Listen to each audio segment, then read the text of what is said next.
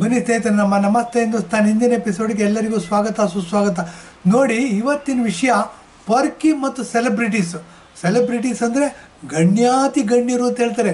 ನಮ್ಮ ಡೆಮಾಕ್ರಸಿಯ fourth pillar ಏನು ಇಂಡಿಯಾದಲ್ಲಿದೆ, ಅವರು ಏನು ಅಂದರೆ ಜೈಲಿಗೆ ಹೋಗಿ ಬಂದವ್ರನ್ನ ಗಣ್ಯಾತಿ ಗಣ್ಯರು ಅಂತಾರೆ. ಮತ್ತು ಪರ್ಕಿಗಳು ಇವ್ರನ್ನೆಲ್ಲ ಸೆಲೆಬ್ರಿಟೀಸ್ ಅಂತಾರೆ. ಇವರು ವಿಶೇಷವಾದ ಸ್ಥಾನಮಾನ ಕೊಟ್ಬಿಡ್ತಾರೆ ಸಮಾಜದಲ್ಲಿ. ಇದರಿಂದ ಏನಾಗುತ್ತೆ, ಅವ್ರು ಮೇಲೆ ಹತ್ತು ಕೂತ್ಬಿಡ್ತಾರೆ.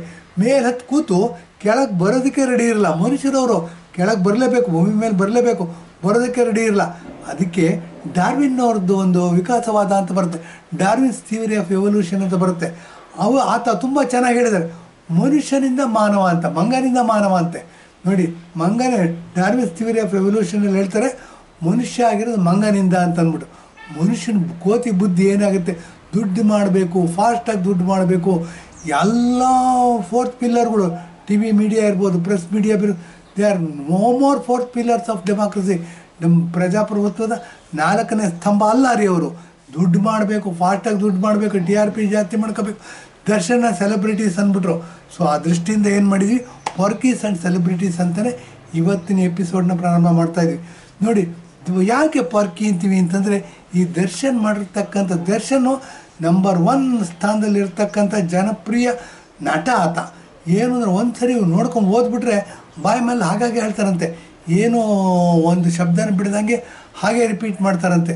ಒಂದು ಸರಿ ಸ್ಕ್ರಿಪ್ಟ್ ಕೊಟ್ಬಿಟ್ರೆ ಸಾಕು, ಪೇಜ್ಗಟ್ಟಲೆ ಡೈಲಾಗ್ಗಳನ್ನ ಹೇಳ್ತಾರಂತೆ. ಇದು ಅವ್ರು ದೇವ್ರು ಕೊಟ್ಟಿರ್ತಕ್ಕಂಥ ವರ. ಇವರೇನು ಮಾಡಿದ್ದಾರೆ, ರೇಣುಕಾ ಸ್ವಾಮಿ ಅಂತ ಅವ್ರ ಫಿಲ್ಮ್ ಅವರ ಅಭಿಮಾನಿಯೊಬ್ಬರನ್ನ, ಚಿತ್ರದುರ್ಗದವರು, ಅವ್ರನ್ನ ಕೊಲೆ ಮಾಡಿಬಿಡ್ತಾರೆ. ಅವರದ್ಯಾರೋ ಒಬ್ಬರಿಗೆ ಇದನ್ನು ಕಳಿಸಿದ್ರಂತೆ, ಏನೋ ಮೆಸೇಜ್ ಕಳಿಸಿದ್ರಂತೆ. ಪೊಲೀಸ್ ಇದೆ, ಕಾನೂನು. ಸೆಲೆಬ್ರಿಟಿ ಆಗಿರ್ತಕ್ಕಂಥವ್ರು ನಿಜವಾದ ಸೆಲೆಬ್ರಿಟಿ ಸ್ಥಾನ ಉಳಿಸ್ಕೊಂಡಿದ್ರೆ, ಅದಕ್ಕಾರ ಅವರು ಅರ್ಹರಾಗಿದ್ದರೆ ಪೊಲೀಸಿಗೆ ರೆಫರ್ ಮಾಡ್ಬೋದಿತ್ತು. ಕಾನೂನಲ್ಲಿ ಏನಿದೆ ಅದ್ರ ಪ್ರಕಾರ ಶಿಕ್ಷೆ ಕೊಡಿಸ್ಬೋದಿತ್ತು. ಅದು ಬಿಟ್ಟುಬಿಟ್ಟು ಇವ್ರ ಪಟಾಲಮ್ನ ಸೇರಿಸ್ಬಿಟ್ಟು ಏನಾಗಿದೆ, ಕೊಲೆ ಮಾಡಿಬಿಟ್ಟಿದ್ದಾರೆ. ಇದು ಫೋಟೋಗಳು ನಮಗೆ ಸಿಕ್ಕಿರೋದು ಕೆಲವು ಹಾಕಿದ್ದೀವಿ, ದಯವಿಟ್ಟು ನೋಡಿ. ಏನಂತ ರತ್ನಪ್ರಭಾ ಅಂತ ಅಂದ್ಬಿಟ್ಟು ರೇಣುಕಾ ಸ್ವಾಮಿಯವ್ರ ತಾಯಿ ಅವರು ಅಳ್ತಾ ಇವತ್ತು ಇದು ಕೊಟ್ಟಿದ್ದಾರೆ, ನನ್ನ ಮಗನ ಸಾವಿಗೆ ನ್ಯಾಯ ಸಿಗಬೇಕು ಅಂತಂದ್ಬಿಟ್ಟು. ಮತ್ತು ಶಿವನಗೌಡ ಅಂತಂದ್ಬಿಟ್ಟು, ಅದೆಂಥದ್ದು ಕಾಶಿನಾಥ್ ಶಿವನಗೌಡ ಅಂತ ಅವ್ರ ತಂದೆ ಹೆಸರು. ಅವರು ಪಾಪ ಹತ್ಕೊಂಡು ಇದು ಮಾಡ್ತಾರೆ. ಅಷ್ಟು ದೊಡ್ಡ ತಪ್ಪು ಮಾಡಿಬಿಟ್ಟಿದ್ದಾರೆ. ನನ್ನ ಮಗ ಆಧಾರ ಸ್ತಂಭ ಆಗಿದ್ದವನು ಅವನೇ, ಇಡೀ ಸಂಸಾರಕ್ಕೆ. ಅವನ ಹೆಂಡತಿ ಗರ್ಭಿಣಿ, ಆ ಮಗು ಇನ್ನೂ ಬರಬೇಕು ಹೊರಗಡೆಗೆ, ತಂದೆ ಇದ್ದಾರೆ, ತಾಯಿ ಇದ್ದಾರೆ, ದೊಡ್ಡ ಸಂಸಾರ ಇದೆ. ಇಂಥವ್ರನ್ನ ದುಷ್ಕೃತ್ಯವಾಗಿ, ಅಮಾನುಷವಾಗಿ ನಾವು ನೋಡಿ ISIS ಫೋಟೋಗಳು ನೋಡಿದ್ದೀವಿ. ISIS ಫೋಟೋಗಳು ನೋಡಿದ್ರೆ ಅವರು ತುಂಬ ಕ್ರೂರಿಗಳಂತೆ ಅಂತ. ಏನಾಗುತ್ತೆ, ಮೊಣಕಾಲ ಮೇಲೆ ಕೂರಿಸ್ತಾರೆ ಜನಗಳನ್ನೆಲ್ಲ, ಕರಿ ಮುಖವಾಡ ಹಾಕ್ಬಿಟ್ಟು ಹಿಂದುಗಡೆಯಿಂದ ಗುಂಡಿಟ್ಟು ಹೊಡಿತಾರೆ, ಹಾಗೆ ಮುಂದೆ ಗುಂಡಿ ಒಳಗೆ ಬಿದ್ದು ಹೋಗ್ತಾರೆ. ಇದು ನೋಡಿದ್ದೀವಿ. ಮತ್ತು ಕಾಶ್ಮೀರ ಫೈಲ್ಸ್ ಅಂತ ಅಂದ್ಬಿಟ್ಟು ಸಿನಿಮಾದಲ್ಲಿ ನೋಡಿದ್ದೀವಿ. ಬೇಕಾದ ಸಿನಿಮಾಗಳು ನೋಡಿ. ಈ ಥರ ಕ್ರೌರ್ಯವನ್ನು ಮೆರೆದಿರ್ತಕ್ಕಂಥದ್ದು ಸಿನಿಮಾ ನಟ ಆಯಿತಾ. ಏನಾಗಿದೆ, ಅದು ಯಾವುದೋ ಸ್ಟೋನಿ ಬ್ರೂಕ್ ಹೋಟೆಲ್ ಅಂತೆ, ಅಲ್ಲಿ ಎಣ್ಣೆ ಸಪ್ಲೈ ಮಾಡ್ತಿದ್ರಂತೆ, ಅಲ್ಲಿ ಎಣ್ಣೆ ಕುಡಿತಿದ್ರಂತೆ. ಅದ್ರ ಫೋಟೋನ ಹಾಕಿದ್ದೀವಿ. ಏನು ಅಂತಂದರೆ, ಆ ಹೋಟ್ಲಲ್ಲಿ RR ನಗರಲ್ಲಿ, ಬೆಂಗಳೂರು ದಕ್ಷಿಣ ಭಾಗದಲ್ಲಿ ಇರ್ತಕ್ಕಂಥ ಹೋಟೆಲ್ಲು, ಅಲ್ಲಿ ಇವ್ರು ಪ್ಲ್ಯಾನೆಲ್ಲ ಎಕ್ಸಿಕ್ಯೂಟ್ ಮಾಡಿದ್ರಂತೆ. ಮಾಡಿಬಿಟ್ಟು ಏನು ಮಾಡಿದ್ರಂತೆ, ರೇಣುಕಾ ಸ್ವಾಮಿನ ಕಿಡ್ನ್ಯಾಪ್ ಮಾಡಿದ್ರಂತೆ. ಕಿಡ್ನ್ಯಾಪ್ ಮಾಡಿ ಕರ್ಕೊಂಡು ಬಂದು, ಅದು ಯಾರ್ಯಾರು ಹೆಸರು ಹೇಳ್ತಾರೆ ರೀ ಅವ್ರು ನೋಡಿ, ಅದು ಯಾರೋ ಪವಿತ್ರ ಗೌಡ ಅಂತೆ, ಅವರ ಧ್ವನಿನಲ್ಲಿ ಈತ ಮಾತಾಡ್ತಿದ್ದಂತೆ, ಅವ್ರದ್ದು ಫೇಸ್ಬುಕ್ ಅಕೌಂಟ್ನ ಆತ ಆಪ್ರೇಟ್ ಮಾಡ್ತಿದ್ದಂತೆ. ಎಲ್ಲ ಅಂತೆ ಕಂತೆಗಳು. ಚಾರ್ಜ್ ಶೀಟ್ ಆಗುತ್ತೆ, ತಪ್ಪಿತಸ್ಥರು ಯಾರು ಅಂತ ಗೊತ್ತಿಡಿತಾರೆ, ಅದು ಬೇರೆ ವ್ಯವಹಾರ. ಈ ಅಂತೆ ಕಂತೆಗಳು ಏನಾಗುತ್ತೆ, ಸೋಷಿಯಲ್ ಮೀಡಿಯಾದಲ್ಲಿ ಜಾಸ್ತಿ ಸುತ್ತಾಡುತ್ತೆ. ನಮಗೂ ಸಹ ಜಾಸ್ತಿ ಪ್ರೆಷರ್ ಇದೆ, ಇದ್ರ ಬಗ್ಗೆ ಮಾತಾಡಬೇಕು, ಆದಷ್ಟು ಬೆಳಕು ಚೆಲ್ಲಬೇಕು ಅಂತ. ಓಕೆ, ಇದೇನಾಗಿದೆ, ಸೋನಿ ಬ್ರೂಕ್ದು ನಾವು ರೆಸ್ಟೋರೆಂಟು, ಬಾರ್ ರೆಸ್ಟೋರೆಂಟ್ದು ಫೋಟೋ ಹಾಕಿದ್ವಿ. ಅಲ್ಲಿ ರೀಕ್ರಿಯೇಟ್ ಮಾಡಿದ್ದಾರೆ ಸನ್ನಿವೇಶಗಳನ್ನ. ಪೊಲೀಸರು ಏನು ಮಾಡ್ತಾರೆ, ಚಾರ್ಜ್ ಶೀಟ್ ಕೋರ್ಟು ಕೊಡಬೇಕಾದ್ರೇ ಅವರೇನು ಮಾಡ್ತಾರೆ, ರೀಕ್ರಿಯೇಟ್ ಮಾಡ್ತಾರೆ ಸನ್ನಿವೇಶಗಳು. ದರ್ಶನ್ ಕೂತಿರೋ ಫೋಟೋ, ಮತ್ತು ಇವರಿದ್ದಾರೆ ಯಾರೋ ಅವ್ರ ಜೊತೆ ತಮಾಷೆ ಮಾತಾಡಿ ಚಿಕ್ಕಣ್ಣ ಅಂತ ಅಂದ್ಬಿಟ್ಟು ಅವರು ಬಂದು ಹೋದ್ರಂತೆ, ಅದ್ರ ಫೋಟೋ ಎಲ್ಲಗಳು ತೋರಿಸಿದ್ದಾರೆ. ಇದೇನಾಗುತ್ತೆ, ಎಲ್ಲಿಗೆ ಹೋಗಿ ಮುಟ್ಟತ್ತೆ ಗೊತ್ತಿಲ್ಲ. ಕಾನೂನು ಗೌರವ ಇರಬೇಕು. ಏನಾಗುತ್ತೆ, ಪರ್ಕಿ ಮತ್ತು ಸೆಲೆಬ್ರಿಟೀಸ್ ಅಂತ ಶುರು ಮಾಡಿದ್ವಿ. ಏನಾಗುತ್ತೆ, ಈತ ಮಾಡ್ತಿದ್ದ ಸಿನಿಮಾಗಳು ಹಾಗೇನೆ. ಏನು ಅಂದರೆ, ಪರ್ಕಿ ಅಂತ ನಾವೇನಕ್ಕೆ ಜನರಲಾಗಿ ಉಪಯೋಗಿಸ್ತೀವಿ, ಅದಕ್ಕೆ ಸೂಟ್ ಆಗತಕ್ಕಂಥ ಪಾತ್ರಗಳನ್ನೇ ದರ್ಶನ್ ಮಾಡ್ತಾಯಿದ್ರು. ಅವರ ಅಭಿಮಾನಿಗಳು ಸಹ ಪರ್ಕಿಗಳೇ ಅಂತ ಹೇಳಬೇಕಾಗತ್ತೆ. ಈ ಥರ ಸನ್ನಿವೇಶ ಇಟ್ಕೊಂಡು ಏನಾಗುತ್ತೆ ಇಂಥ ದುಷ್ಕೃತ್ಯಗಳು. ಕಾನೂನು ಏನು ಅಂತ ಗೊತ್ತಿಲ್ಲ, ಇವ್ರಿಗೆ ನೆಲದ ಕಾನೂನು ಏನು ಅಂತ ಗೊತ್ತಿಲ್ಲ. ಟಿ ವಿನವರು ಮೇಲೆ ಕೂರಿಸ್ಬಿಡ್ತಾರೆ, ಅಟ್ಟದ ಮೇಲೆ ಕೂರಿಸ್ಬಿಡ್ತಾರೆ ಇವ್ರನ್ನ ಸೆಲೆಬ್ರಿಟೀಸ್ ಅಂದ್ಬಿಟ್ಟು. ಜನಸಾಮಾನ್ಯರು ಏನು ಮಾಡ್ತಾರೆ, ತಪ್ಪು ಮಾಡಿದ್ರು ಸರಿ ಮಾಡಿದ್ರು 6106 ಅಂತ ಪರಪ್ಪನ ಅಗ್ರಹಾರದಲ್ಲಿ ಅವ್ರು ಕೊಟ್ಟಿದ್ದು ಕೈದಿ ನಂಬರು. ಅದನ್ನು ಆಟೋದ ಮೇಲೆಲ್ಲ ಹಾಕೊಂಡು ಓಡಾಡ್ಬಿಟ್ರಿ.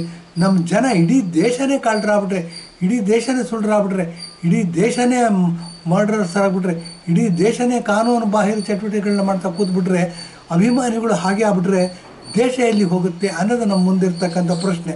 ಕಾನೂನು ದೊಡ್ಡದು. ಅಂಬೇಡ್ಕರ್ ಬರೆದಿರ್ತಕ್ಕಂಥ ಸಂವಿಧಾನ, ಕಾನೂನಲ್ಲಿ ಯಾರೇ ತಪ್ಪು ಮಾಡಿದ್ರು ಕಾನೂನು ಪ್ರಕಾರ ಶಿಕ್ಷೆ ಆಗಬೇಕು ಅಂತ ಸಹಮತ ವ್ಯಕ್ತಪಡಿಸೋರು ನಾವೊಬ್ಬರು. ಹೀಗೆಲ್ಲ ಮಾಡಿಬಿಟ್ಟು ಅದೇನಾಗಿದೆ, ಫೋಟೋಗಳು ಹಾಕಿದ್ರು ನೋಡಿ ನೀವು. ಏನು ಅಂತಂದರೆ ಪಾಪ ಆತ ಅರೆಬೆತ್ತಲೆ ಮಾಡಿದ್ದಾರೆ ಅದನ್ನು. ಆತ ಅಳ್ತಾ ನಾನು ಕ್ಷಮಿಸ್ಬಿಡಿ ಅಂತ ಕೇಳ್ತಾ ಇದ್ದಾನೆ. ಚಪ್ಪಲಿಲಿ ಹೊಡೆದಿದ್ದಾರಂತೆ. ಅದೇನೋ ಲೂಮಿನಲ್ ಟೆಸ್ಟ್ ಅಂತ ಮಾಡ್ತಾರೆ. ಲೂಮಿನಲ್ ಟೆಸ್ಟ್ ಅಂತಂದರೆ ಅತಿ ಆಧುನಿಕ ಇದಿರ್ತಕ್ಕಂಥದ್ದು ಫೋರೆನ್ಸಿಕ್ ಸೈನ್ಸ್ ಲ್ಯಾಬೊರೇಟರೀಸಲ್ಲಿ ಯೂಸ್ ಮಾಡ್ತಾರೆ. ಲೂಮಿನಲ್ ಟೆಸ್ಟ್ ಅಂದ್ಬಿಟ್ಟು ಹೈದರಾಬಾದಲ್ಲಿ ಮಾಡ್ತಾರೆ. ಅದರಲ್ಲಿ ಬೂಟುಗಳ ಮೇಲೆ ರೇಣುಕಾಸ್ವಾಮಿ ರಕ್ತ, ದರ್ಶನ್ ಅವ್ರು ಹಾಕಿರ್ತಕ್ಕಂಥ ಬೂಟುಗಳ ಮೇಲೆ ರೇಣುಕಾಸ್ವಾಮಿ ರಕ್ತದ ಕಲೆಗಳು ಸಿಕ್ಕಿದೆಯಂತೆ. ದರ್ಶನ್ ಅವ್ರ ಬಟ್ಟೆಗಳ ಮೇಲೆ ರೇಣುಕಾಸ್ವಾಮಿ ರಕ್ತದ ಕಲೆಗಳು ಸಿಕ್ಕಿದೆಯಂತೆ. Luminol ಟೆಸ್ಟಲ್ಲಿ prove ಆಗಿರೋದಿದು forensic science ಲ್ಯಾಬೊರೇಟರೀಸಲ್ಲಿ. ಇಷ್ಟೆಲ್ಲ ಮಾಡಿ ಸುಮಾರು 3991 ಪುಟಗಳ ಚಾರ್ಜ್ ಶೀಟನ್ನು ನೆನ್ನೆ ಸಬ್ಮಿಟ್ ಮಾಡಿದ್ದಾರೆ. ಸಬ್ಮಿಟ್ ಮಾಡಿದ್ರೆ ಈಗ ಟಿ ವಿನಲ್ಲಿ ಬರ್ತಿರೋ ರಿಪೋರ್ಟ್ಗಳು ಮತ್ತು ಪ್ರಿಂಟ್ ಮೀಡಿಯಾದಲ್ಲಿ ಬರ್ತಿರೋ ರಿಪೋರ್ಟ್ಗಳ ಪ್ರಕಾರ ಈತ ಹೊರಗೆ ಬರೋಕ್ಕೆ ಸಾಧ್ಯನೇ ಇಲ್ಲ. ಲೈಫ್ ಲಾಂಗ್ ಜೀವಮಾನ ಇಡೀ ಅವ್ರು ಜೈಲಲ್ಲೇ ಕೊಳಿಬೇಕಾಗತ್ತೆ. ಮತ್ತು ಪರಪ್ಪನ ಅಗ್ರಹಾರ ಜೈಲು ಏನಾಗಿದೆ, VIP ಜೈಲು ಆಗ್ಬಿಟ್ಟಿದೆ. ಏನು ಅಂದರೆ ರಾಜಕೀಯ ವ್ಯಕ್ತಿಗಳು DK ಶಿವಕುಮಾರ್ ಅವರು ಇದ್ದರಂತೆ, ಯಡಿಯೂರಪ್ಪನವರು ಇದ್ದರಂತೆ, ಅದು ಬೇರೆ ವಿಚಾರ. ಏನು ಅಂದರೆ ಅಲ್ಲಿಂದ ಹೊರಗೆ ಬಂದ ತಕ್ಷಣ ಪರಪ್ಪನ ಅಗ್ರಹಾರದಿಂದ ಹಿಡಿದು ವಿಧಾನಸೌಧದವರೆಗೂ ಚೈನ್ ಲಿಂಕ್ ಬ್ರೇಕ್ ಆಗ್ದಂಗೆ ಕಾರುಗಳು ಪರಿಶೀಲನೆಯಲ್ಲಿ ಹೋಗುತ್ತೆ. ಇವ್ರನ್ನೆಲ್ಲ ನಾವು ಗಣ್ಯಾತಿ ಗಣ್ಯರು ಅಂತ ಕರಿತೀವಿ. ಇಂಥವ್ರನ್ನ 4th ಪಿಲ್ಲರ್ ಗಣ್ಯಾತಿ ಗಣ್ಯರು ಅಂತ ಕರೆದ್ರೆ ಇಂಥ ಸಮಾಜವನ್ನೇ ನಾವು ಸೃಷ್ಟಿ ಮಾಡ್ತಾಯಿದ್ದೀವಿ. ಏನಾಗುತ್ತೆ, ಕೊಲೆ ಮಾಡಿದವ್ರನ್ನೂ ನಾವು ಬೆಂಬಲಿಸ್ತೀವಿ, ಕೊಲೆ ಮಾಡಿದವ್ರನ್ನ ಹೀರೋ ಅಂತ ಅಂತ ಪ್ರಸಂಗ ಬಂದಿದೆ ಅಂದರೆ ಇಡೀ ಪ್ರಪಂಚ ನಮ್ಮನ್ನು ನೋಡಿ ಅಂಡು ಹೊಡ್ಕೊಂಡು ನಗ್ತಾರೆ. ಇಂಥ ಹುಚ್ಚುಮುಂಡೆ ಮಕ್ಕಳ ಕೈನಲ್ಲಿದೆ. ಅದಕ್ಕೆ ನಾವು ಹೇಳೋದು ನಮ್ಮದು ಬನಾನಾ ರಿಪಬ್ಲಿಕ್. ನಮ್ಮಲ್ಲಿ ರಾಜಕೀಯ ಧುರೀಣರು ಅಂತ ಯಾರಿದ್ದಾರೆ, ಯಾರು 4th ಪಿಲ್ಲರ್ ಅಂತ ಇವ್ರನ್ನ ವೈಭವೀಕರಿಸ್ತಾ ಇದ್ದಾರೆ, ಅವರೆಲ್ಲ ಬನಾನಾ ರಿಪಬ್ಲಿಕ್ ಮಾಡ್ತಾ ಇದ್ದಾರೆ. ಬನಾನಾ ರಿಪಬ್ಲಿಕ್ ಹುಚ್ಚುಮುಂಡೆ ಮೊದಲು ಉಂಡವನೇ ಜನ. ಚರ್ಚಿಲ್ಲು ನೋಡಿ ಎಷ್ಟು ಬುದ್ಧಿವಂತ ಆತ, ಎಷ್ಟು ದಾರ್ಶನಿಕ ಅಂತ ಹೇಳಬೇಕಾಗತ್ತೆ. ಲಿಯೋ ಟಾಲ್ಸ್ಟಾಯ್ ಬಗ್ಗೆ ಮಾತಾಡಿದ್ದೀವಿ, ಮತ್ತು ಸಾಕ್ರೆಟಿಸ್ ಬಗ್ಗೆ ಮಾತಾಡಿದ್ವಿ, ಚರ್ಚಿಲ್ ಬಗ್ಗೆನೂ ಸಾಕಷ್ಟು ಮಾತಾಡಿದ್ವಿ. ಚರ್ಚಿಲ್ ಎಷ್ಟು ದೊಡ್ಡ ದಾರ್ಶನಿಕ ರಾಜಕೀಯ ವ್ಯಕ್ತಿಯಾಗಿದ್ದರು, ಎಷ್ಟು ದೊಡ್ಡ ದಾರ್ಶನಿಕ ಅಂತ ಹೇಳ್ಕೋಬೇಕಾಗುತ್ತೆ. ಅವ್ರು ಹೇಳಿದ್ದೇನು ಅಂದರೆ, ಇವರು ಸೆಕೆಂಡ್ ವರ್ಲ್ಡ್ ವಾರಲ್ಲಿ ಬ್ರಿಟನ್ ಸೋತಿರುತ್ತೆ, ಗೆದ್ದಿರ್ತಾರೆ, ಹಿಟ್ಲರ್ನ ಬಡಿತಾರೆ, ಹಿಟ್ಲರ್ನ ಕೊಲೆ ಮಾಡ್ತಾರೆ, ಜರ್ಮನಿನ ಬೇರೆ ಮಾಡ್ತಾರೆ, ಯುನೈಟೆಡ್ ನೇಷನ್ ಜನರಲ್ ಅಸೆಂಬ್ಲಿ ಆಗುತ್ತೆ, ಅದೆಲ್ಲ ಬೇರೆ ಕತೆ. ಇನ್ನು ಬೇಕಾದಷ್ಟು ಎಪಿಸೋಡ್ಗಳನ್ನ ಮಾಡ್ತೀವಿ, ಅದ್ರ ಬಗ್ಗೆ ಮಾತಾಡ್ತೀವಿ. ಚರ್ಚಿಲ್ಲು ದ್ವಿತೀಯ ಮಹಾಯುದ್ಧದಲ್ಲಿ ಗೆದ್ದಿರ್ತಾರೆ, ಆದರೆ ಇಂಡಿಯಾ ದೇಶಕ್ಕೆ ಸ್ವಾತಂತ್ರ್ಯ ಕೊಡಬೇಕಾದ್ರೆ ಅಟ್ಲಿ ಇನ್ನೋರು ಪ್ರಧಾನಮಂತ್ರಿ ಆಗಿರ್ತಾರೆ. ಚರ್ಚಿಲ್ ದ್ವಿತೀಯ ಮಹಾಯುದ್ಧದ ಕಾಲದಲ್ಲಿ ಇಲ್ಲೇನಾಗುತ್ತೆ, Subhash Chandra Bose Indian national army ಅಂತ ಅಂದ್ಬಿಟ್ಟು ಕಟ್ಕೊಂಡು ಬ್ರಿಟಿಷರ ವಿರುದ್ಧ ಹೋರಾಡ್ತಾರೆ. ಆವಾಗ ಚರ್ಚಿಲ್ ಒಂದು ಮಾತು ಹೇಳ್ತಾರೆ, rogues and rascals will start ruling the country. India ದೇಶಕ್ಕೆ ಸ್ವಾತಂತ್ರ್ಯ ಕೊಡಬಾರ್ದು ಅಂತಾರೆ. ಎಷ್ಟು ಸತ್ಯ ನೋಡಿ. ಅವ್ರಿಗೆ 6106 ಅಂದ್ಬಿಟ್ಟು ದರ್ಶನ್ ಅವ್ರಿಗೆ ಕೈದಿ ನಂಬರ್ ಕೊಟ್ಟಿದ್ದಾರೆ. ಅದನ್ನು ಹೆಮ್ಮೆಯ ಸಂಕೇತ ಅಂದ್ಬಿಟ್ಟು ಆಟೋಗಳ ಮೇಲೆ, ಸ್ಕೂಟ್ರುಗಳ ಮೇಲೆ ಮತ್ತು ಮನೆಗಳ ಮೇಲೆ ಹಾಕ್ಕೊಂಡಿದ್ದೀವಿ ನಾವು. ಬಾವುಟಗಳನ್ನ ಹಾರಿಸ್ತೀವಿ. ಕನ್ನಡ ನಾಡಿನ ಬಾವುಟ ಹಳದಿ ಮತ್ತು ಕೆಂಪು, ಅದ್ರ ಮೇಲೆ 6106 ಅಂತ ಬರುತ್ತಾರೆ. ಈ ಪೊರ್ಕಿ ಅನ್ನೋದು ಎಷ್ಟು ಹೊಂದಾಣಿಕೆ ಆಗುತ್ತೆ. ಹೀರೋನು ಯಥಾ ರಾಜ ತಥಾ ಪ್ರಜಾ ಅಂತ ಅಂದ್ಬಿಟ್ಟು, ಏನು ಅಂದರೆ ರಾಜ ಹೇಗಿರ್ತಾನೆ, ಪ್ರಜೆಗಳು ಆಗಿರ್ತಾರಂತೆ. ಸೊ ಇಂಥವನ್ನ ಸೆಲೆಬ್ರಿಟೀಸ್ ಅಂತ ಓಲೈಸ್ತಿರೋರು, ಬಿಂಬಿಸ್ತಿರೋರು, ಅವ್ರನ್ನ ಅಡ್ಡಕ್ಕೆ ಕೂರಿಸ್ತಿರೋ ತಕ್ಕಂಥ 4th ಪಿಲ್ಲರ್ ಅಂತ ಏನಿದೆ ಡೆಮೋಕ್ರಸಿನಲ್ಲಿ ನಮ್ಮದು TV ಮೀಡಿಯಾ. ಇವತ್ತೇ ಜಾಸ್ತಿ ಪ್ರಭಾವ ಬೀರ್ತಕ್ಕಂಥ TV ಮೀಡಿಯಾ. ಇವರೆಲ್ಲ ಮಾಡಿ ಮಾಡಿ ಮಾಡಿ ಈ ಪೊರ್ಕಿಗಳನ್ನ ತಗೊಂಡೋಗಿ ಸೆಲೆಬ್ರಿಟೀಸ್ ಮಾಡಿದ್ರು. ಸಿಕ್ಕಾಪಟ್ಟೆ ಹೈ ಕ್ಲಾಸ್ ಸೆಲೆಬ್ರಿಟೀಸ್ ಮಾಡಿದ್ರು, VIP ಮಾಡಿದ್ರು. ದರ್ಶನ್ ಏನಾಯಿತು ಅಂತಂದರೆ, ಆತ ಒಂದು ಕೈಯಲ್ಲಿ ಕಪ್ಪು, ಒಂದು ಕೈಯಲ್ಲಿ ಸಿಗರೇಟ್ ಇಟ್ಕೊಂಡು ಕೂತಿರೋ ಫೋಟೋಗಳು ಸೋಷಿಯಲ್ ಮೀಡಿಯಾದಲ್ಲಿ TVನಲ್ಲಿ ಜಾಸ್ತಿ ಓಡಾಡ್ತು. ಜಾಸ್ತಿ ಓಡಾಡಿದ್ದೇನೆ ಏನಾಯಿತು, ಆತನ ಬಳ್ಳಾರಿ ಜೈಲಿಗೆ ಶಿಫ್ಟ್ ಮಾಡಿದ್ರು. ಫಾಲೋಯರ್ಸ್ನ ಡಿವೈಡ್ ಮಾಡಿದ್ರು. ಒಗ್ಗಟ್ಟಿನಲ್ಲಿ ಬಲವಿದೆ, ಇಕ್ಕಟ್ಟಿನಲ್ಲಿ ಸುಖವಿದೆ ಅಂತ ಹೇಳ್ತೀವಿ. ನೋಡಿ ಒಗ್ಗಟ್ಟಿನಲ್ಲಿ ಬಲವಿದೆ ಅಂತ ಏನು ಮಾಡಿದ್ರು, ಈ ಕ್ರಿಮಿನಲ್ಸ್ಗಳನ್ನೆಲ್ಲ ಡಿವೈಡ್ ಮಾಡಿದ್ರು. ಡಿವೈಡ್ ಮಾಡಿ ಏನು ಮಾಡಿದ್ರು, ಎಲ್ಲರನ್ನು ಬೇರೆ ಬೇರೆ ಜೈಲಿಗೆ ಸ್ಥಳಾಂತರಿಸ್ಬಿಟ್ರು. ಈಗ ಏನಾಗಿದೆ, ದರ್ಶನ್ನ ಬಳ್ಳಾರಿ ಜೈಲಿಗೆ ಮಾಡಿದ್ದಾರೆ. ಬಳ್ಳಾರಿ ಜೈಲು ಸ್ಟ್ರಾಂಗ್ ಜೈಲಂತೆ, ಕಠೋರವಾದ ಶಿಕ್ಷೆ ವಿಧಿಸಿರೋರು ಬಳ್ಳಾರಿ ಜೈಲಿಗೆ ಟ್ರಾನ್ಸ್ಫರ್ ಮಾಡ್ತಾರಂತೆ. ಇರಲಿ, ಕಾನೂನಿಗೆ ನಾವು ಗೌರವ ಕೊಡ್ತಕ್ಕಂಥವ್ರು ಪ್ರತಿಯೊಬ್ಬರು ಇಂಡಿಯಾ ದೇಶದಲ್ಲಿ ಇರ್ತಕ್ಕಂಥವ್ರು, ಪರ್ಕಿಗಳಾಗಲಿ, VIP ಆಗಲಿ, ಪ್ರೈಮ್ ಮಿನಿಸ್ಟರ್ ಆಗಲಿ, ಚೀಫ್ ಮಿನಿಸ್ಟರ್ ಆಗಲಿ, ಕಾನೂನಿಗೆ ಮರ್ಯಾದೆ ಕೊಡಲೇಬೇಕಿಲ್ಲ ಅಂತಂದರೆ ಬಳ್ಳಾರಿ ಜೈಲೇ ಗತಿ. ಹಾಗಾಗಿ ಇಂದಿನ ವಿಷಯ ಪರ್ಕಿ, ಸೆಲೆಬ್ರಿಟೀಸ್, VIPs ಅಂತ ಸೇರಿಸ್ಕೋಬೇಕು. VIP, ಪರ್ಕೀಸ್ ಆ್ಯಂಡ್ ಸೆಲೆಬ್ರಿಟೀಸ್ ಅಂತ ಮಾಡ್ತಾಯಿದ್ವಿ. ಈ ಪರ್ಕಿಗಳೇ ಸೆಲೆಬ್ರಿಟೀಸ್ ಆಗಿಬಿಟ್ಟಿದ್ದಾರೆ ನಮ್ಮ ದೇಶದಲ್ಲಿ. ಅದರಿಂದಲೇ ನಾವು ಹೇಳೋದು ಬನಾನಾ ರಿಪಬ್ಲಿಕ್ ಆಗ್ತಾಯಿದೆ. ಬನಾನಾ ರಿಪಬ್ಲಿಕ್ ಆಗ್ತಿದೆ ಅಂದರೆ ಯಾರು ವಿದ್ಯಾವಂತರಿದ್ದಾರೆ, ಯಾರು MBBS ಡಾಕ್ಟ್ರೇಟ್ ಓದ್ತಾರೆ, ಇಂಜಿನಿಯರ್ಸ್ ಓದ್ತಾರೆ, ಅವರೆಲ್ಲ ಬೇರೆ ದೇಶಕ್ಕೆ ಹೋಗಿ ಕೆಲಸ ಮಾಡ್ತಾರೆ. ನೋಡಿ, ಕಮಲಾ ಹ್ಯಾರಿಸು ಡೆಮಾಕ್ರೆಟಿಕ್ ಪಕ್ಷದ ಅಭ್ಯರ್ಥಿಯಾಗಿ ಈ ಸತಿ ಅಮೆರಿಕದ ಪ್ರೆಸಿಡೆಂಟ್ಗೆ ನಿಂತ್ಕೋತಾ ಇದ್ದಾರೆ. ನವಂಬರ್ 4ನೇ ತಾರೀಕು 20ನೇ ತಾರೀಕು ಎಲೆಕ್ಷನ್ ಬರುತ್ತೆ. ಈ ಎಲೆಕ್ಷನ್ನಲ್ಲಿ ಅಮೆರಿಕದ ಅಧ್ಯಕ್ಷರಾಗಿ ಎಲೆಕ್ಷನ್ ನಿಂತ್ಕೋತಾ ಇದ್ದಾರೆ. ಋಷಿ ಸುನಕ್, ಭಾರತೀಯ ನಮ್ಮ ನಾರಾಯಣ ಮೂರ್ತಿಗಳ ಅಳಿಯ, ಅವರು ಬ್ರಿಟನ್ನಿನ ಪ್ರಧಾನಮಂತ್ರಿ ಆಗಿದ್ದಾರೆ. ಈ ಬ್ರಿಟನ್ನಿನ ಪ್ರಧಾನಮಂತ್ರಿ ಆಗಿ ಭಾರತ ದೇಶದವರು ಎಲ್ಲೆಲ್ಲೋ ಪಾವಟ ಆಡ್ತಾರೆ, ವಿಶ್ವಗುರು ಹೊರಟುಬಿಟ್ಟಿದ್ದಾರೆ, ಆಗ್ಬಿಟ್ಟಿದ್ದಾರೆ ಅಂತ ಹೇಳ್ಬೋದು. ಇದು ಪ್ರಭಾವ ಏನಾಗಿದೆ ಅಂತ ಹೇಳ್ತೀನಿ ಬನ್ನಿ. ನೋಡಿ, ನಮ್ಮ ಕ್ಯಾಮ್ರಾ ವುಮನ್ ಬಂದ್ಬಿಟ್ಟು ಮಾಲತಿ ಭಟ್ರು, ಇದು ಶೂಟ್ ಮಾಡ್ತಿರೋರು, ಅವರು ಇವತ್ತೊಂದು ವಿಡಿಯೋನ ಕಳಿಸಿದ್ರು. ವಿಡಿಯೋದಲ್ಲಿ ಏನು ಅಂದರೆ, ಸೂಡಾನ್ ನೋಡಿ, ಸೂಡಾನ್ ದೇಶ ಬಂದ್ಬಿಟ್ಟು ಆಫ್ರಿಕನ್ ಕಂಟ್ರಿ, ಅಲ್ಲೆಲ್ಲ ಮುಸಲ್ಮಾನರಿರೋದು. ಅವರು ಇಸ್ಲಾಮಿಕ್ನ ಧಿಕ್ಕರಿಸ್ತಾ ಇದ್ದಾರೆ. ಇಸ್ಲಾಮಿಕ್ ಕಂಟ್ರಿ ಅಲ್ಲ, ಇಸ್ಲಾಮು ಟೆರರ್ ಮಾಡುತ್ತೆ, ಇಸ್ಲಾಮಿಕ್ ದೇಶದ್ರೋಹದ ಕೆಲಸ ಮಾಡ್ತಾರೆ, ಮುಸಲ್ಮಾನರು ಕಾನೂನು ಬಾಹಿರ ಚಟುವಟಿಕೆಗಳು ಮಾಡ್ತಾರೆ ಅಂತ ಅಂದ್ಬಿಟ್ಟು ಅಲ್ಲಿ ಬ್ಯಾನ್ ಮಾಡಿದಾರಂತೆ. ಅದಕ್ಕೆ ಸಂಬಂಧಪಟ್ಟಂಗೆ ಅನೇಕ ದೇಶಗಳು ಎಚ್ಚೆತ್ಕೊಂಡಿವೆ. ಅದೊಂದು ವಿಡಿಯೋ ಹಾಕಿದ್ರು, ತುಂಬ ಪ್ರಭಾವ ಅನ್ನಿಸ್ತು, ಸಮಯೋಚಿತವಾಗಿದೆ ಅನ್ನಿಸ್ತು. ಇದನ್ನೆಲ್ಲ ಜಾಸ್ತಿ ಪ್ರಚಾರ ಮಾಡಬೇಕು. ಇಸ್ಲಾಂ ಏನಾಗಿದೆ, ಮುಸಲ್ಮಾನರು 15-20 ಜನ ಇರ್ತಾರೆ, ಪ್ರಪಂಚನೇ ರೂಲ್ ಮಾಡೋಕ್ಕೆ ಹೋಗ್ತಾರೆ. ಒಸಾಮಾ ಬಿನ್ ಲಾಡೆನ್ನ ಅಮೆರಿಕಾದವ್ರು ಹೊಡೆದಾಕಿದ್ರು. ಎಲ್ಲಿ ಹೊಡೆದಾಕಿದ್ರು?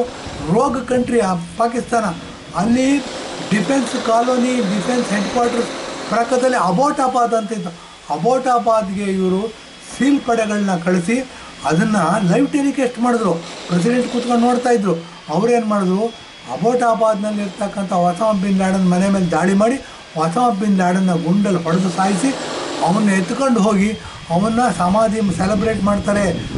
ಇದನ್ನು ಇಸ್ಲಾಮಿಕ್ ಅನ್ನೋದು ತುಂಬ ಡೇಂಜರಸ್, ನಮ್ಮ ಹ್ಯುಮ್ಯಾನಿಟಿಗೆ ಅಂತಂದ್ಬಿಟ್ಟು ಏನು ಮಾಡಿದ್ರು, ಅದನ್ನು ತೊಗೊಂಡೋಗಿ ಅವನ ಬಾಡಿನ ವಿಮಾನದಲ್ಲಿ ತೊಗೊಂಡೋಗಿ ಎಲ್ಲೂ ಸಮುದ್ರದ ಮಧ್ಯದಲ್ಲಿ ಹಾಕಿದ್ರು.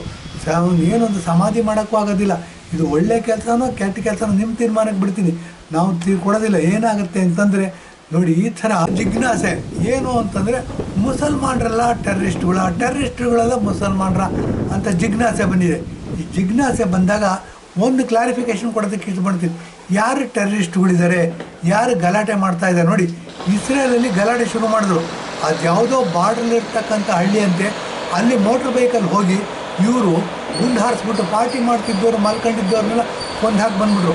ಆ ಇಸ್ರೇಲ್ನವರಾದರೂ ಸಿಕ್ಕಾಪಟ್ಟೆ ಶಕ್ತಿ ಇರ್ತಕ್ಕಂಥ ದೇಶ, ಸಿಕ್ಕಾಪಟ್ಟೆ ದುಡ್ಡು ಇರ್ತಕ್ಕಂಥ ದೇಶ, ರೋಷ ಜಾಸ್ತಿ ಇರ್ತಕ್ಕಂಥ ದೇಶ. ಇವತ್ತೇನಾಗಿದೆ, ಸಿಕ್ಕಾಪಟ್ಟೆ ಹೊಡಿತಾ ಇದ್ದಾರೆ, ಇದನ್ನು ತಡ್ಕೊಳಕ್ಕಾಗ್ತಿಲ್ಲ. ಹಾಗಾಗಿ ಏನಾಗಿದೆ, ನಮ್ಮ ಇದನ್ನು ಪುನರ್ವಿಮರ್ಶೆ ಮಾಡಬೇಕು ಅಂತ ಬಂದಾಗ ಮುಸಲ್ಮಾನರೆಲ್ಲ ಟೆರ್ರಿಸ್ಟ್ಗಳ ಅಥವಾ ಟೆರ್ರಿಸ್ಟ್ಗಳಲ್ಲಿ ಮುಸಲ್ಮಾನರು ಜಾಸ್ತಿ ಇದ್ದಾರಾ ಅನ್ನೋ ಜಿಜ್ಞಾಸೆ ಬಂದಾಗ ಮುಸಲ್ಮಾನರಲ್ಲಿ ಜಾಸ್ತಿ ಟೆರ್ರಿಸ್ಟ್ಗಳಿದ್ದಾರೆ. ಲಾಲೆಸ್ನೆಸ್ ಜಾಸ್ತಿ ಇದೆ, ಕ್ರೌರ್ಯ ಜಾಸ್ತಿ ಮೆರೀತಾರೆ. ಇದು ಆಗಬೇಕು, ಇದು ಕೊನೆಗಾಣಬೇಕು ಅಂತಂದರೆ ಸೂಡಾನ್ ದೇಶ ನೋಡಿ, ಆಫ್ರಿಕಾದಲ್ಲಿರ್ತಕ್ಕಂಥ ಒಂದು ಪುಟ್ಟ ದೇಶ, ಅವರು ಇಸ್ಲಾಮಿಕ್ ಕಂಟ್ರಿ, ಮುಸಲ್ಮಾನರ ಕಂಟ್ರಿ. ಅವರೇನು ಮಾಡಿದ್ರು, ಮುಸಲ್ಮಾನರು ಇದನ್ನು ಧಿಕ್ಕರಿಸ್ಬಿಟ್ಟು ಈಗೇನಾಗಿದೆ, ನಾವು ಸಹ ಹ್ಯುಮ್ಯಾನಿಟಿಗೆ ಬೆಲೆ ಕೊಡ್ತೀವಿ ಅಂತಂದ್ಬಿಟ್ಟು ಏನಾಗಿದೆ, ಮುಸಲ್ಮಾನ್ ಟೆರರಿಸಮ್ ಜಾಸ್ತಿ ಇರೋದ್ರಿಂದ ಅದನ್ನು ಇವತ್ತು ಧಿಕ್ಕರಿಸಿದಾರಂತೆ, ಅವ್ರನ್ನ ಡಿಸ್ಕಾರ್ಡ್ ಮಾಡಿದಾರಂತೆ. ಇದು ಗಮನ ಇಡಬೇಕಾಗಿರೋಂಥ. ಈಗ ಅನೇಕ ದೇಶಗಳು ಡಿಸ್ಕಾರ್ಡ್ ಮಾಡ್ತಾ ಇದ್ದಾರೆ ಮುಸಲ್ಮಾನರು ಟೆರರಿಸಮ್ನ. ಹಾಗೆ ಮಾಡ್ತಾ ಬಂದ್ಬಿಟ್ಟು ಅಟ್ಲೀಸ್ಟ್ ಹ್ಯುಮ್ಯಾನಿಟಿ ಗೆಲ್ತಾ ಇದೆ. ಹ್ಯುಮ್ಯಾನಿಟಿ ಗೆಲ್ತಾ ಇದೆ ಅಂದರೆ ವಿಶ್ವಗುರು ಆಗಕ್ಕೆ ಹೊರಟಿರ್ತಕ್ಕಂಥ ನರೇಂದ್ರ ಮೋದಿಯವರ ತತ್ವವನ್ನು ಒಪ್ಕೊಳ್ತಕ್ಕಂಥ ಪರ್ವಕಾಲ ಬಂದಿದೆ ಅಂತ ಹೇಳ್ಬಿಟ್ಟು ನೋಡಿ. ಟೆರರಿಸಮ್ ಅಂತ ಬಂದರೆ ಟೆರರಿಸಮ್ಗೆ ಜಾತಿ ಇಲ್ಲ, no religion, no caste, no ಇದು, ಹ್ಯುಮ್ಯಾನಿಟಿ ವಿರುದ್ಧವಾಗಿರ್ತಕ್ಕಂಥದ್ದು. ಆದರೆ ಪ್ರಪಂಚದಲ್ಲಿ ಎಲ್ಲ ಜನಾಂಗಗಳಲ್ಲೂ ಟೆರರಿಸಮ್ ನಡೀತಾ ಇದೆ. ಆದರೆ ಜಾಸ್ತಿ ನಡೀತಾ ಇರ್ತಕ್ಕಂಥ ಟೆರರಿಸ್ಟ್ ಆ್ಯಕ್ಟಿವಿಟೀಸ್, ಕ್ರೌರ್ಯ, ದೌರ್ಜನ್ಯ ವಹಿಸ್ತಾ ಇರೋದು ಮುಸಲ್ಮಾನರಲ್ಲಿ ಜಾಸ್ತಿ. ಅದನ್ನು ಹೇಳಿಬಿಟ್ಟು ಏನಾಗಿದೆ ಇವತ್ತು ಪ್ರಪಂಚ ಎಚ್ಚೆತ್ಕೊತಾ ಇದೆ. ಪ್ರಪಂಚ ಎಚ್ಚೆತ್ಕೊತಾ ಇದೆ ಅಂತಂದರೆ ಇದೇ ಕಾಲದಲ್ಲಿ ಭಾರತ ದೇಶದಲ್ಲಿ ಕೋಮಿನ ಆಧಾರದ ಮೇಲೆ ದೇಶವನ್ನು ವಿಭಜನೆ ಮಾಡಿದ್ರು. ಯಾರೋ ತುಂಬ ನಾವು ಜಾತೀಯವಾದಿಗಳೆಲ್ಲ, ನಾವು ಹ್ಯುಮ್ಯಾನಿಟಿಗೆ ಬೆಲೆ ಕೊಡ್ತಕ್ಕಂಥವ್ರು ಅಂತ ಹೇಳ್ತಕ್ಕಂಥ ಪ್ರಧಾನಮಂತ್ರಿ ಜವಾಹರ್ಲಾಲ್ ನೆಹರು ಅವರೇನು ಮಾಡಿದ್ರು, ಮುಖವಾಡ ಹಾಕ್ಕೊಂಡಿದ್ರು.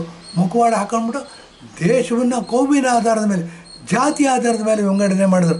ಜಾತಿ ಆಧಾರದ ಮೇಲೆ ವಿಂಗಡಣೆ ಮಾಡಿ 70 ವರ್ಷಗಳಾಗಿ ಭಾರತ ಹಿಂದೂ ರಾಷ್ಟ್ರ ಏನಾಗಿದೆ, ಇದು ಫೌಂಡೇಶನ್ನೇ ಭಾಳ ಭದ್ರವಾಗಿದೆ. ಹಾಗಾಗಿ ಏನಾಗಿದೆ, ನರೇಂದ್ರ ಮೋದಿ ಅಂತ ಲೀಡರ್ನ ಕೊಡ್ತು. ನರೇಂದ್ರ ಮೋದಿಯವರು ವಿಶ್ವಗುರು ಕೊಟ್ಟಿದ್ದಾರೆ. ವಿಶ್ವಗುರು ಆಗ್ತಕ್ಕಂಥ ಈ ಪರ್ವಕಾಲದಲ್ಲಿ ಯಾರಾದರೂ ಟೆರರಿಸಮ್ ಜಾಸ್ತಿ ಮಾಡ್ತಾರೆ, ಯಾರಾದರೂ ಕ್ರೌರ್ಯವನ್ನು ಜಾಸ್ತಿ ಮರಿತಾರೆ ಅಂತಂದರೆ ಅಂಥ ಒಂದು ಜನಾಂಗ ಇದೆ ಅಂತಂದರೆ ಮುಸ್ಲಿಮ್ ಅಂತ ಹೇಳ್ತಕ್ಕಂಥ ಒಂದು ಪರ್ವಕಾಲದಲ್ಲಿ ನಾವಿದ್ದೀವಿ. ಇದೇ ಕಾಲದಲ್ಲಿ ನರೇಂದ್ರ ಮೋದಿಯವರು ಭಾರತದ ಪ್ರಧಾನಮಂತ್ರಿಯಾಗಿದ್ದರು. 3ನೇ ಸಾರಿ ಪ್ರಧಾನಮಂತ್ರಿಯಾಗಿ ಪ್ರಮಾಣ ವಚನ ತಗೊಂಡಿದ್ದಾರೆ. ವಿಶ್ವಗುರು ಆಗಿ ಹೊರಟಿದ್ದಾರೆ. ಇಂಥ ಪರ್ವಕಾಲದಲ್ಲಿ ನಾವು ಹ್ಯುಮ್ಯಾನಿಟಿಯನ್ನು ಎತ್ಕೊಳ್ಬೇಕು. ಮತ್ತು ಎಲ್ಲೇ ಕ್ರೌರ್ಯ ನಡೆದ್ರು, ಎಲ್ಲೇ ಹ್ಯುಮ್ಯಾನಿಟಿಗೆ ಅಪಚಾರ ಆಗತಕ್ಕಂಥ ಕೆಲಸ ನಡೆದ್ರು, ಹ್ಯುಮ್ಯಾನಿಟಿಗೆ ವಿರೋಧವಾದಂಥ ಕೆಲಸ ನಡೆದ್ರು, ಅದನ್ನು ವಿರೋಧಿಸ್ತಕ್ಕಂಥ ಪ್ರವೃತ್ತಿ ಪ್ರತಿಯೊಬ್ಬರಲ್ಲೂ ಬೆಳೀಬೇಕು ಅಂತ ಹೇಳಿ ಈ ಎಪಿಸೋಡ್ ಮುಗಿಸ್ತಾ ಇದ್ದೀನಿ. ಧನ್ಯವಾದ, ನಮಸ್ಕಾರ.